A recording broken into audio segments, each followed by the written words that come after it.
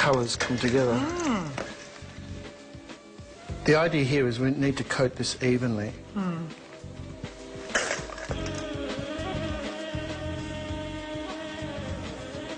And then we just tidy it up.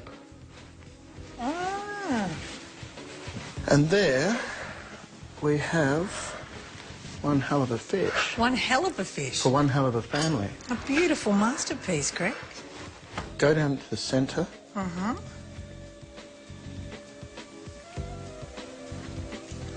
That's how easy it is to portion Wow. That's a beautiful colour. And this is actually what we're aiming for. You see how nice and moist that is? Beautiful. Oh, God.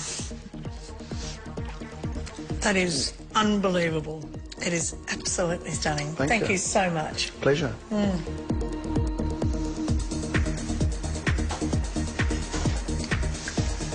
The Lebanese have seduced us with their popular snack foods. The falafel, made from chickpeas and sometimes fava beans, is now loved by many Australians who've experienced the warm waft of fresh coriander and spice from a freshly cooked falafel.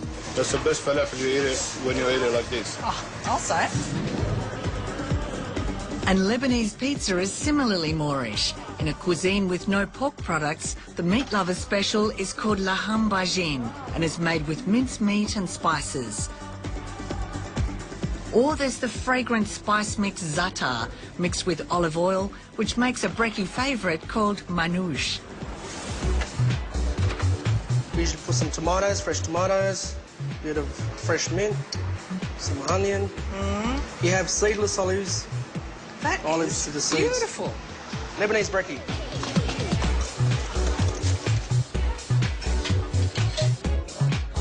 So adored as salads and veggies that there are now varieties available in Australia that are actually called Lebanese, like the Lebanese cucumber and the Lebanese pale green zucchini or marrow. Now this makes a fantastic dish called Kousa. So these are the loved type of zucchini for a special dish. We use them for a number of things, but primarily for Kousa, which is Kousa mahshi, and that means stuffed zucchini. It's quite simple. Yeah, so it's quite Called simple. Lebanese zucchini? Absolutely. Anything that has a Middle Eastern descriptor on it is good. Judy Saber is a psychologist and cross-cultural trainer with the New South Wales Police. In the evenings and weekends, she loves cooking the dishes she grew up with. Grab your tool. So just put your utensil in there. Start to actually gently, it's a real art, and you start to turn it, but you're pushing the utensil down towards the palm of your hand. Okay. Really interesting way of doing it. And what happens is you pull out your little bits. So we'll just grab a little bowl and put our little bits in because we don't want to throw anything away. And you just go straight back in again and start doing it. You're really good at it, actually. Do you think? Absolutely. Oh, it must be my Lebanese background, I reckon. I tell you what, that's perfect. What we need to do now is we need to rinse those out in some salt water. Wash that in there. Give them a little bit of a rub. So the next step is the stuffing. Just a cup of washed rice, then put the meat in. And I tend to use a lean mince. Just a small medium tomato.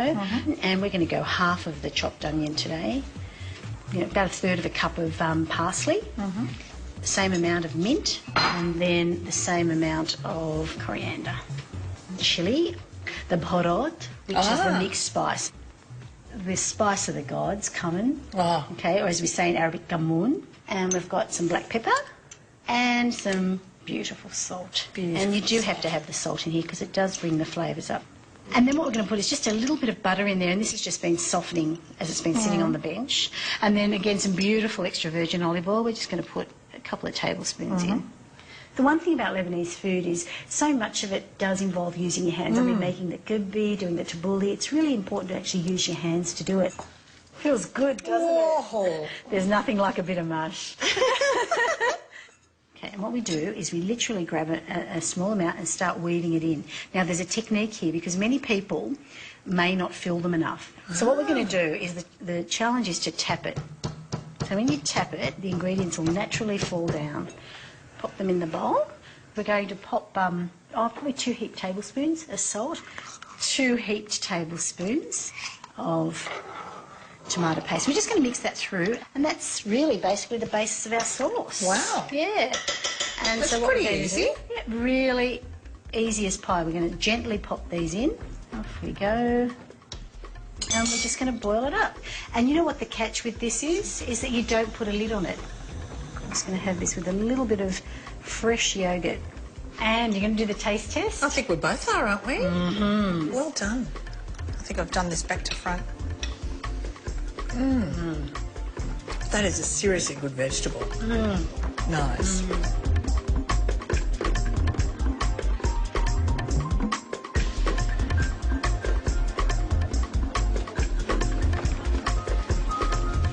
Sweets traditionally don't end a meal, but rather punctuate the spaces in between meals. And in keeping with the generosity and abundance of Lebanese food, everything's on a massive scale.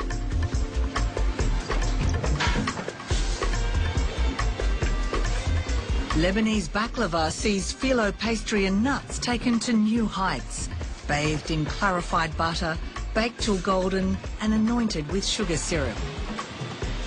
One unique ingredient for sweets is a form of clotted cream called Ashta, made by skimming the top of boiling milk. The result is dense and delicious. This one here is called Wab the Shem. It's called Roses of Damascus. It's just a phyllo pastry. What we do is we open it up and we put some of our cream in the middle there. Oh. Put it right in the middle, and it's like that. Ooh. The kids actually call that cream burgers.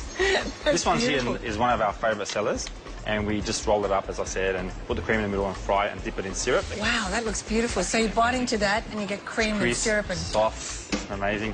This one here is Knafeh. That's a semolina at the top, cream in the middle, Oh. put a bit of cream on top of that, some pistachio, the vine. But my absolute favourite has got to be this one here. This is mafrouke. Mafrouke is like semolina fudge. Put up the cream on top like that. So the cream breaks down the sweetness, add a bit of crunch with some almonds, and then we just sprinkle some pistachio on top like that. You have to try this. I have It's to that eat it. divine. So Oh, look at that. enjoy. What a great... Yeah, I know. Totally addictive. On our next safari, the brilliant colour and flavour of Mexican food, from marinades to moles, tacos to tortillas. Just a couple of cardamom pods, eh? Better break it. Oh. See, come in. See? Ah, Hold it. yeah? Yeah. So it has to bubble a couple of times. Yeah. To juice it. Now the coffee bean juice. That's beautiful, smooth coffee. See? Yeah. That means healthier. Only juice. Good health. Good health. Yeah.